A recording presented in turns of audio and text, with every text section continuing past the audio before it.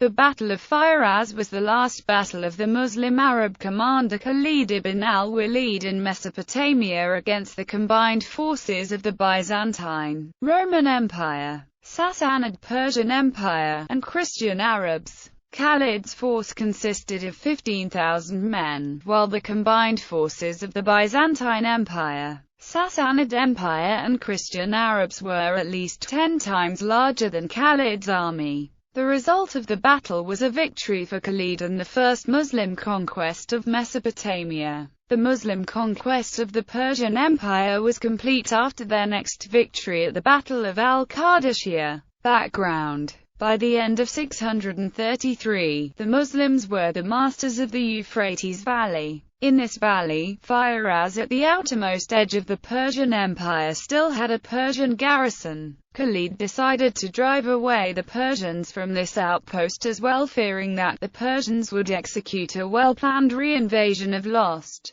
territory. He marched to Firaz with a Muslim force and arrived there in the first week of December 633. Firaz was the frontier between the empires of Persia and Byzantium, and the garrisons of the Persians as well as the Byzantines were cantoned there. In the face of the Muslims, the Byzantine garrison decided to come to the aid of the Persian garrison. The united forces of the Persians, the Byzantines, and the Christian Arab auxiliary, were at least 10 times the number of the Muslim force. Impressed by the imposing array of the coalition, the Byzantine generals sent a haughty message to Khalid, demanding an unconditional surrender. Khalid replied that he would give reply on the battlefield. The battle. Khalid gave the enemy the option to cross the Euphrates. As soon as the enemy had crossed the Euphrates, Khalid commanded the Muslim force to go into action. The united forces of the Persians and the Byzantines had the river at their back, and the position was similar to that at the Battle of Mazar. At Firaz, Khalid adopted the same tactics as he had adopted at Mazar. As the front ranks of both the forces committed themselves in the fighting, Khalid fixed his enemy on either flank with the help of his rear wings.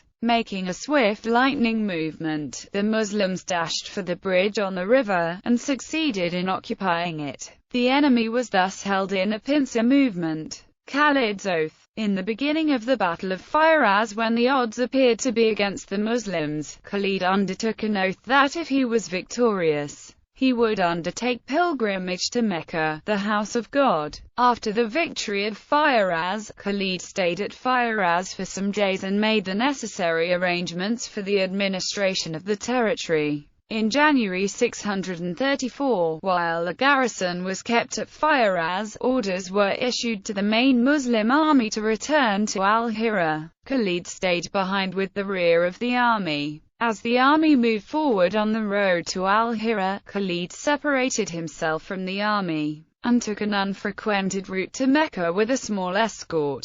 Khalid reached Mecca in time to perform the Hajj. After performing the pilgrimage secretly and fulfilling his vow, Khalid and his party rode back to al-Hira. Before the last contingent of the main army from Firaz had entered Hira, Khalid was also there, as if he had been all the time with the rear guard. Although Khalid had taken pains to ensure that he was not recognized at Mecca, news was nevertheless carried to Abu Bakr that leaving his charge in Iraq, Khalid had visited Mecca incognito.